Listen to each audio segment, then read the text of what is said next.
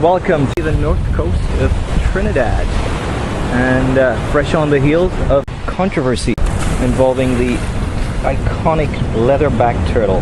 And right here in your view you see some destroyed eggs of the leatherback. If you look down the beach, you'll see lots of those white eggshells. Thousands of eggs were destroyed just a couple days ago right here on this beach by the local Ministry of the Environment. Yes, 25 years ago, the leatherback was very much an endangered species here in Trinidad. Since that time, successful protection measures have seen poachers turn conservationists. And the beach, like this one here, in the 1970s and 1980s, you find people hunting the turtle for its meat. Today, the beach is filled with a different kind of exploitation. Now we have the descendants of those poachers turned conservationists, people seeking economic opportunity from the recovery of this iconic species. Today the beach is filled with hundreds, thousands of eggs hatching on a regular basis, and also lots of locals making a living out of resorts like those in the foreground, where tourists come from near and far to see turtles lay their eggs. If you look ahead, you'll see another resort. A river that drains out into the ocean started to undermine the embankment that supported this resort, and then they sought the intervention of the local environmental ministry, who came in and decided to do some digging to divert this river, with the result being disruption of the nesting areas for all these eggs. The reason being to support the local tourist industry, the very industry that in the first place led to the recovery. So washed away, very few turtles nest upon that area, right? And now the beach is actually eroding the hotel and the cars, right? And other destruction too. It was like a sacrifice to save us. Sacrifice of few turtles up there. Not many turtles nest upon that side for the entire nesting season. Turtles lay on the lower end. So like a sacrifice, but the eyes of others destroy it. They're destroying turtles at that. An interesting twist in this tale here is who's right and who's wrong, really, and it's really hard to say. You look and you see all these eggs, and the ecocentric in you would say, "Oh, what a waste!" But then you look over there and you see the very people responsible for keeping these turtles protected through the thriving industry that they've created. Surely you didn't want the eco-resort to wash into the ocean, but at the same time you didn't want this scene right here. It's clearly a case of somebody not knowing exactly what they were doing in giving the permission to come in and dig and to disrupt these nesting sites and to create an unnecessary furore here on the beach. Welcome again. In today's lesson we consider 4.3.4. Evaluate the success of a named protected area. As we consider this case of Grande Riviere on the north coast of Trinidad, in order to evaluate the success of this area, we must first specify the criteria that determines success. Listed here are some of the important points to consider in a successful conservation area. Each of these points will be considered in turn.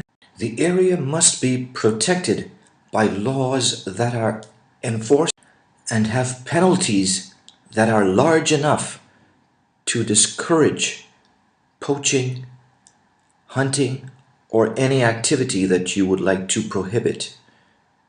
In Grande Riviere, laws do protect the area. The beach is closed from the public altogether at certain times of the year. There are laws that protect the turtles from being hunted. While on this beach in particular, these laws work very well, it is worth considering that maybe there are other factors that lead to the protection of this beach, and perhaps the laws themselves need strengthening. Evidence for this comes from another beach on the neighboring island of Tobago. The twin island state of Trinidad and Tobago is governed by the same laws. While the laws work effectively at Grande Riviere, on the neighboring island of Tobago, turtle poaching is a major issue. And it was proposed that the laws were too weak. Enforcement was also too weak. Due to public pressure and pressure from NGOs, the government re-examined the laws that protect the turtle, and it was just last year that a new set of laws came into effect to offer even greater protection to sea turtles.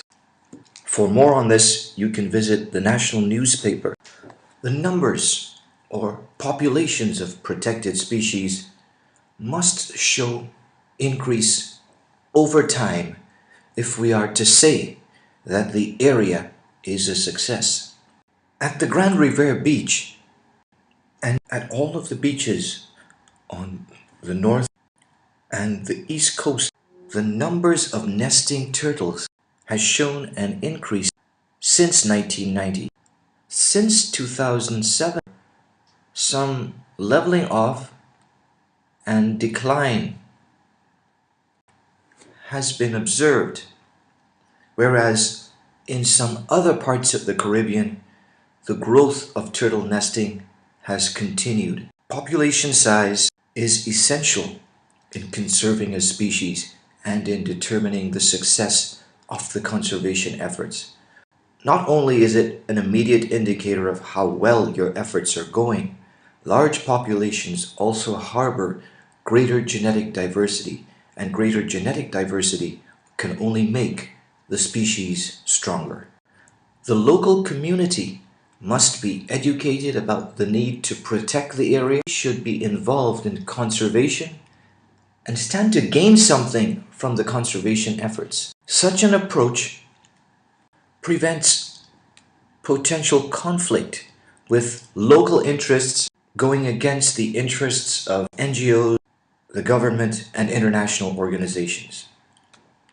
In addition, local community participation is cheap and it harnesses a wealth of local knowledge that may not be available to anyone else. And this makes local community involvement a key component in the formula to protect endangered species and ecologically sensitive areas. More community involvement. The local community standing to gain with economic opportunities. A mix of conservation strategies should be employed in a good conservation area. Strategies that are appropriate for the species and the area being protected. They include on-site or in-situ, off-site or ex-situ, and the use of modern technology. It's often true that certain species capture the public imagination and become part of a huge wave of public concern, very much like the turtles in Trinidad. It's important for conservation areas, though, to focus on the preservation of all biodiversity, since all life is connected and some species are very important, though less appealing to people. At Grande Riviere and at all the beaches in Trinidad and Tobago, the other sea turtles are also protected by law, but the fervent desire of the public to see these turtles protected is not as strong as in the case of the leatherback. Volunteers on the beach gather the hatchlings as they emerge at all hours of the day and night, and they offer protection against predators, releasing the turtles at dusk and allowing them to swim off the beach into the ocean. It is essential to allow the turtles to actually swim out, because this is part of their imprinting that allows them to return to the very beach upon which they hatched to lay eggs of their own.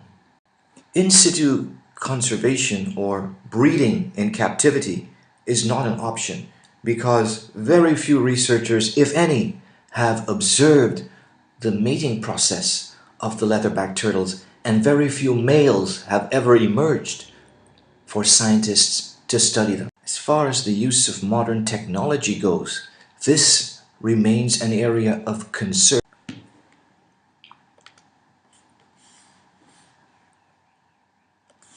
This leveling off might have to do with the extensive use of gill nets and the fact that thousands of turtles are tangled in fishermen's nets every year.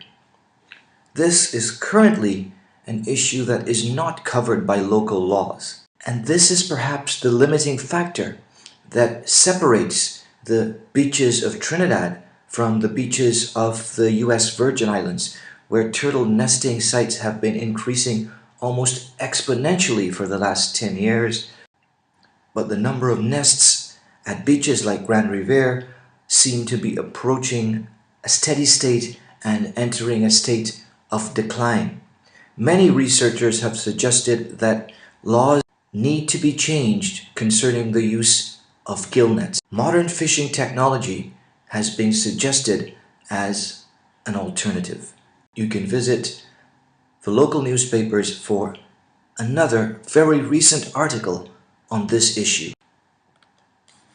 Management should be proactive and in keeping with the precautionary principle, in keeping with a principle that errs on the side of caution, a principle that says if you're not certain about what may happen with a given scenario, it's best to take the cautious approach and to do things well in advance to avoid potential issues in the future. The lack of the precautionary principle and perhaps some other socio-political issues were responsible for the administration dragging its heels despite calls from the locals to divert the river, which eventually caused this scene here and threatened the demise of this building. Managing the size of an area is also very useful. In the case of Grande Riviere, the 1 kilometer stretch of beach is all that's available.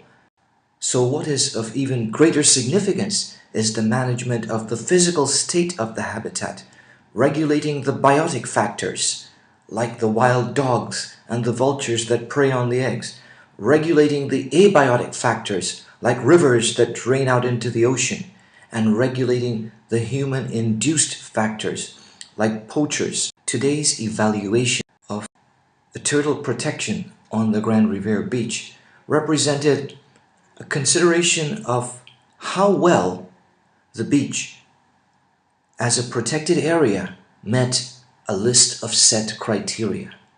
What I would like you to do is to research on the Wang Lang Nature Reserve in Sichuan and to consider the role for the local people in this conservation effort, the role of NGOs and the role of the government. Investigate in situ and ex situ conservation methods for the giant panda and to evaluate each approach. And finally, I would like you to compare the issues with those facing the leatherbacks.